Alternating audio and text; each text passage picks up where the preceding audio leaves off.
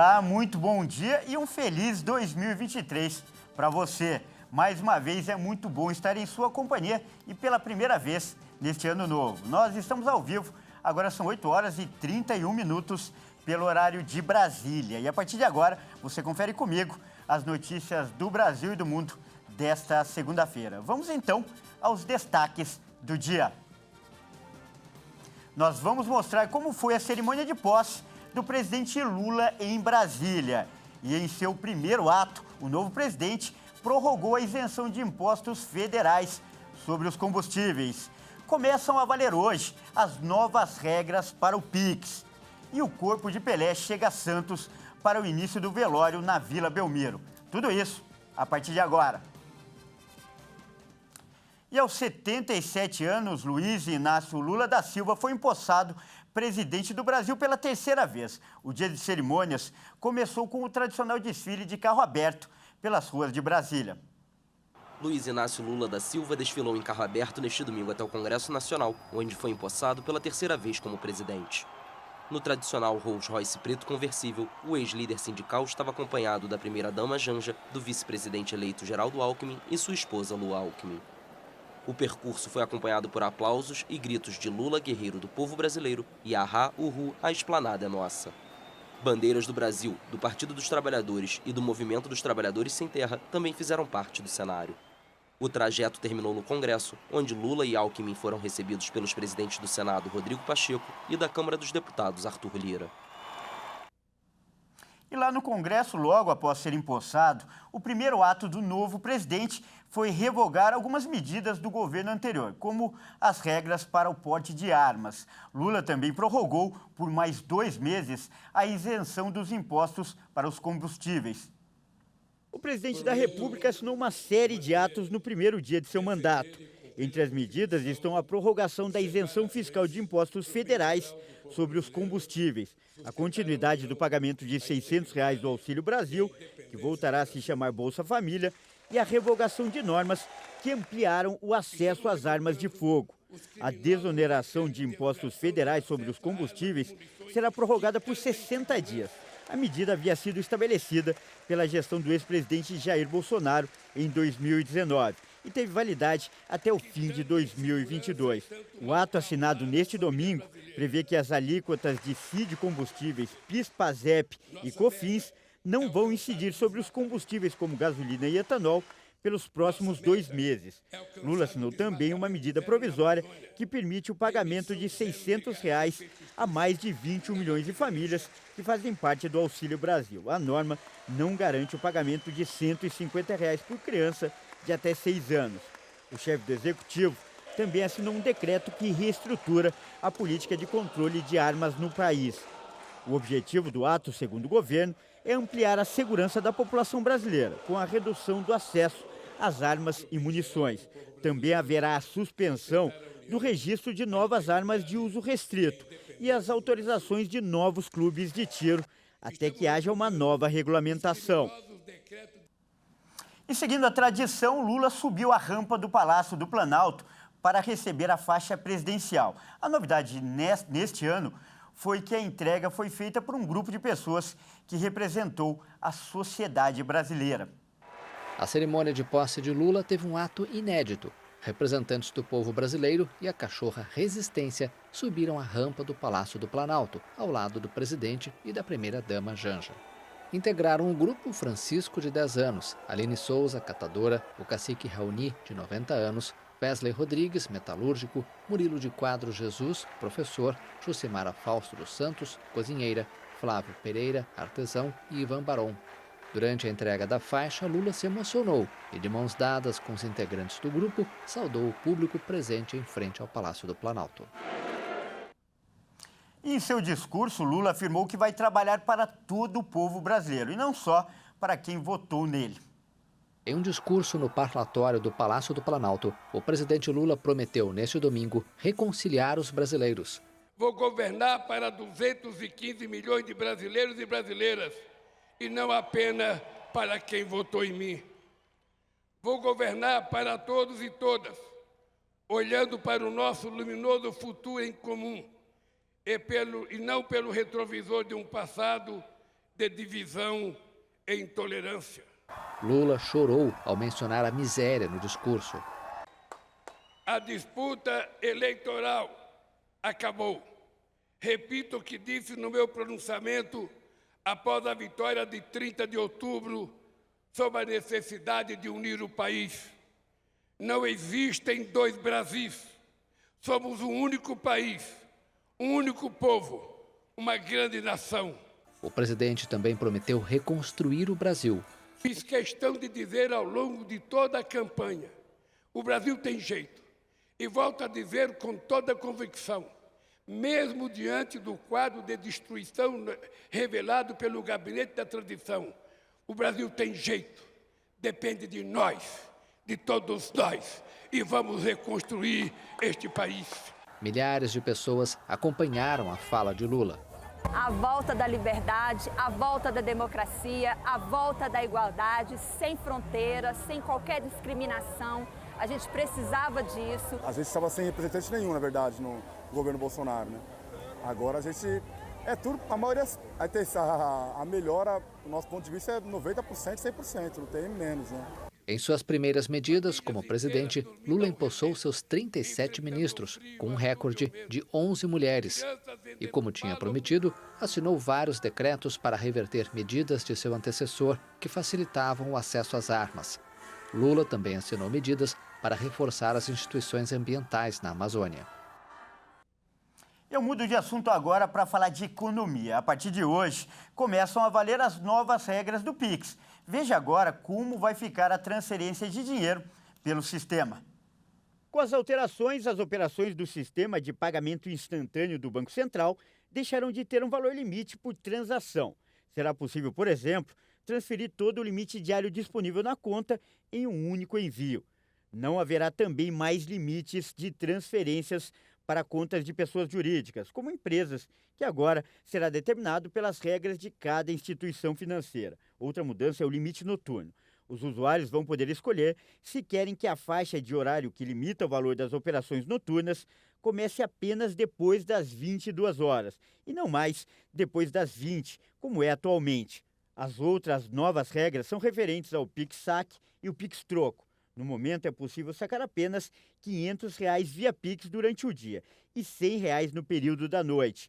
A partir de 2023, os limites passam para R$ 3.000 durante o dia e R$ 1.000 à noite. O Banco Central também promoveu a alteração no regulamento do Pix para facilitar o recebimento de recursos por correspondentes bancários, a exemplo do que já ocorre com as lotéricas, e viabilizar assim o pagamento de salários, aposentadorias e pensões pelo Tesouro Nacional por meio do sistema. E veja a seguir, o governo da Colômbia anuncia acordo de cessar-fogo com um grupo de guerrilheiros. E você vai ver também, corpo de Pelé chega a Santos. Velório terá início às 10 horas na Vila Belmiro. Nós voltamos já.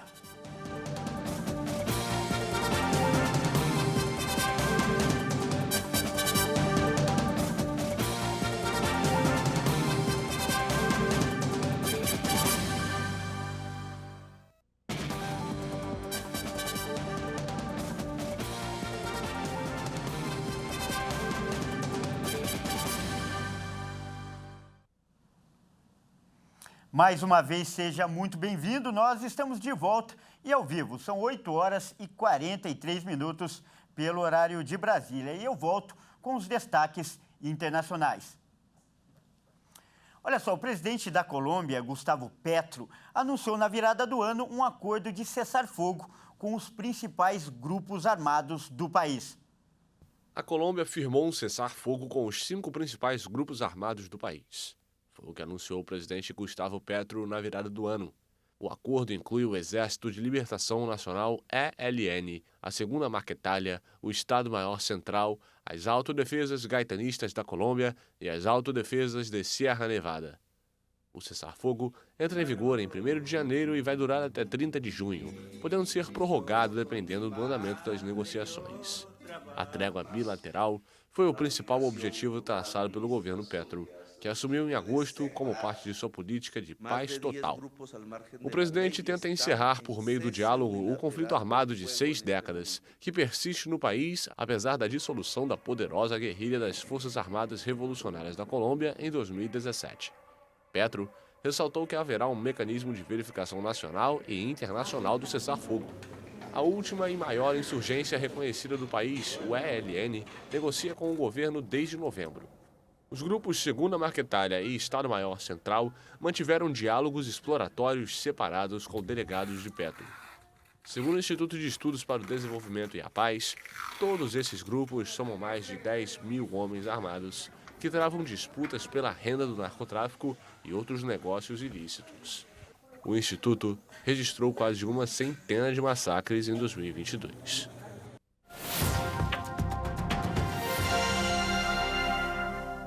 Em 2023 está só começando, mas a expectativa é de um ano bastante movimentado no cenário mundial, principalmente em relação à política internacional. E para falar sobre as expectativas desse novo ano, nós vamos conversar agora com o mestre em Relações Internacionais, Ricardo Rios, aparecendo aqui no telão, mais uma vez participa com a gente. Ricardo, primeiro quero agradecer mais uma vez você aceitar o nosso convite e já começar com uma pergunta que o mundo faz sobre a guerra na Ucrânia. Qual a expectativa para o fim desse conflito que no final do ano passado completou 10 meses? Olá, Kleber, a você que nos assiste. Um feliz ano novo para os telespectadores da HIT. Bom, há possibilidade, isso é muito importante a gente comemorar e celebrar, há a possibilidade de que conversas de negociações de paz comecem já em fevereiro. Há uma expectativa de que isso comece por 2 motivos importantes. Primeiro, internamente na Rússia, o presidente Vladimir Putin sofre uma queda de confiança. Por quê? Vale lembrar que no final de 2022, o presidente Volodymyr Zelensky foi aos Estados Unidos, se reuniu com o presidente americano Joe Biden, foi ao Congresso americano, e os russos começaram a se questionar. Ok, ele está viajando, ele está indo para fora, está conseguindo sair do seu país. Por que o nosso presidente aqui na Rússia não sai do Kremlin? Não vai para o fronte para conversar com os soldados. Então isso está criando uma ebulição interna na Rússia que vai ser muito interessante de acompanhar agora nas próximas semanas. E além disso, uma coisa que a gente tem que pensar é que desde 2020 as grandes potências estão sofrendo com uma queda de respeito militar. Em 2020 nós tivemos a retomada do Afeganistão pelo Talibã. Então a gente lembra daquelas cenas muito fortes do exército americano abandonando o Afeganistão, as pessoas desesperadas tentando entrar nos aviões, e o mesmo está acontecendo com a Rússia. O que as pessoas estão vendo? É possível derrotar o exército russo. Então a gente vê vários casos de conflitos onde a Rússia está envolvida, não só na Ucrânia, mas também na fronteira entre a Armênia e Azerbaijão, em alguns países da África, onde os países estão vendo, o exército russo não é essa potência, essa força toda, dá para vencer. Então, somado isso tudo, a gente tem uma possibilidade de conversas de paz a partir de fevereiro. E, Ricardo, um dos fatos mais marcantes do ano passado, sem dúvida, foi a morte da rainha Elizabeth II, a rainha do Reino Unido. Como você avalia esse início, no trono do rei Charles III e o que você projeta agora para o próximo ano desse novo reinado? Kleber, eu me lembro que nós conversamos em setembro a respeito da rainha. Eu acho que muitos espectadores também devem lembrar disso, desse projeto de transição de poder. E é muito interessante a gente ver que agora, em 2023, o Reino Unido abraçou o rei Charles de uma forma que ninguém esperava. Por quê? Por conta de seu filho, Príncipe Harry. Várias polêmicas envolvendo o Príncipe Harry e sua esposa Meghan Markle foram fundamentais para esse fortalecimento da realeza britânica que ninguém esperava. Todo mundo esperava que o rei Charles, por ser uma liderança impopular, não ter o mesmo apelo que a rainha teve, entraria em um declínio juntamente com a realeza britânica, e não foi isso que aconteceu. O fato do príncipe Harry ter recebido muito dinheiro da imprensa americana, de documentários, para poder dar depoimentos sobre a realeza britânica, criou dentro do Reino Unido um poder de respeito ao príncipe Charles, ao rei Charles, que ninguém esperava.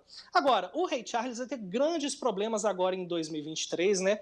O inverno chegando com força no Reino Unido, o desabastecimento de produtos por conta do Brexit, a economia britânica com sérios problemas, até o possível racionamento de gás e petróleo. Tudo isso se transforma em componentes para prejudicar esse mandato do rei Charles no início do ano. Não só dele, mas também do novo primeiro-ministro, que também vem sendo muito questionado sobre ações para a retomada econômica do Reino Unido.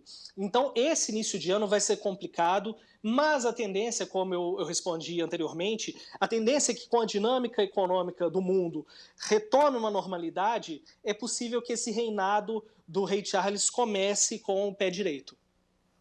Ricardo, quero agradecer mais uma vez a sua participação e desejar um excelente ano para você. Um excelente ano novo para você, Kleber, para os nossos espectadores. Eu espero que eu volte aqui ao longo de 2023 com boas notícias do mundo. Tá, então nós acabamos de conversar com o mestre em Relações Internacionais, Ricardo Reus.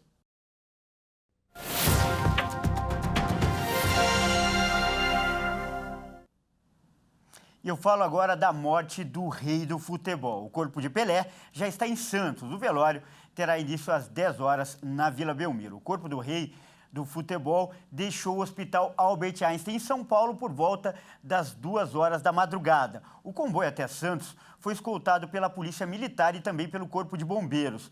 Muitos torcedores foram às ruas para acompanhar a chegada do corpo lá em Santos, na Baixada. E por volta das 4 horas da madrugada, ele chegou finalmente à Vila Belmiro, onde os torcedores poderão fazer as últimas despedidas. O enterro, é bom a gente lembrar, acontece amanhã. E antes do sepultamento, haverá um cortejo pelas ruas da cidade. E olha só, o missionário Charleston Soares esteve no Hospital Albert Einstein e acompanhou os últimos dias de Pelé. Ele concedeu uma entrevista para a apresentadora Beatriz do Vale e revelou, olha só, que o rei do futebol se apegou muito à religião no final da vida. Confira. Agora eu estou aqui com o missionário Charleston Soares, que vai contar um pouco para a gente sobre a sua vivência com Pelé e a sua família. Missionário, muito obrigada pela sua presença aqui. Seja bem-vindo. Eu que agradeço a oportunidade, Beatriz. É uma honra estar aqui. Eu sempre assisto vocês aqui, o missionário Charleston Soares. E para mim é uma grande alegria estar aqui. Muito obrigado pela oportunidade. Muito obrigada, a alegria é nossa. Então, missionário, conta um pouco para a gente como que começou essa amizade, né, com a família do Pelé. Muito bem. Eu estava num congresso em Camboriú, Santa Catarina, em 99, quando eu tive o privilégio de conhecer a Síria. Ela é uma cantora evangélica, ela disse psicóloga. E conheci a Síria ali naquele dia e dali fizemos uma amizade. Eu me lembro que uma vez, Beatriz, saiu uma matéria na revista Veja, nas páginas amarelas, perguntou, Pelé, você anda com guarda-costas? Ele disse, ando sim, eu ando com guarda-frente, que é Deus, e guarda-costas, que é Jesus Cristo. E realmente ele orava, ele recebia as orações, pedia as orações. Dona Gemima, que ele chamava de mãezinha, que é a mãe de Assíria, a avó de Celestinha, de Gemiminha e de Joshua, sempre orava por ele, orações, coração generoso. Ele ajudava muita gente e pedia, pelo amor de Deus, para as pessoas não falarem que ele ajudava. Ele gostava de ajudar no anonimato. O Pelé, essas últimas semanas, últimos meses, ele assistia todos os dias, Beatriz, de verdade, todos os dias, ele assistia o missionário Charleston Soares, cantava as canções, repetia as orações, na hora da oração ele baixava a cabeça. Então, realmente, eu fico muito grato a Deus, porque eu tenho a certeza plena, sem sombra de dúvida, nem variação de dúvida, que naquele grande dia, o Joshua, a Celestinha, a Gemiminha, a Síria, eles estão muito, toda a família, o Brasil está triste, parou o Brasil, você viu ontem Barack Obama postar, Sylvester Stallone, Will Smith, o mundo inteiro falando de Pelé ontem, eu nunca vi um negócio daquele, eu nunca vi tanto jornalista na minha vida, desde que eu nasci. E o missionário R.R. Soares publicou em sua rede social, junto com uma foto, a seguinte mensagem: o rei do futebol agora está com o rei dos reis. E senhor dos senhores, né? Exatamente. Então essa é a nossa fé, essa é a nossa alegria. E eu quero incentivar todos vocês que assistem o missionário R.R. Soares, o quanto pessoas do mundo inteiro, de todas as religiões, credos, raças, etnias, eles ouvem quanto o missionário R.R. Soares tem abençoado as nações. Missionário, você não tem noção, eu sei que o senhor tem noção, mas também não tem a dimensão do quanto o senhor é um profeta dessa geração. Minha família, meus pais, minha mãe, meus irmãos, meus avós, todos eles foram muito abençoados por muitos anos pelas suas pregações e pela pregação de outros pastores televangelistas. Realmente, a minha família, eu sou missionário, pastor missionário, mas a minha família depende muito de agradecer a Deus, de glorificar o Senhor pela sua vida, pela sua família, pelos seus filhos, pelo seu legado. A importância da programação na TV, uma pessoa conhecida, uma pessoa pública, ficamos sabendo. E os milhares, e os anônimos que estão pelo Brasil e pelo mundo, que são alcançados diariamente pelo Show da Fé, pelo SOS da Fé, pela programação. Nós louvamos a Deus pela vida de cada pessoa que está conosco nessa missão, evangelizando. Agradecemos a Deus pela inspiração, pela direção que tem dado ao nosso missionário R.R. Soares, porque, afinal de contas, ganhar almas é o dever do cristão. Nós temos um ide por todo mundo e pregar o Evangelho. Essa é a missão da igreja, pregar o Evangelho, mostrar o amor de Deus. E olha, muita gente, eu digo que no céu teremos muitas surpresas, porque pessoas que nem pensávamos que foram alcançadas pelo amor de Deus, que nem tivemos ciência, tivemos conhecimento, mas que foram alcançadas pela graça, que foram alcançadas pelo amor de Deus. Continue nessa missão, evangelizando o Brasil e o mundo. Bom, e esta edição fica por aqui. Eu agradeço demais pela sua companhia e convido a continuar ligado em nossa programação, porque às 10 horas eu volto com mais notícias para você. Até mais!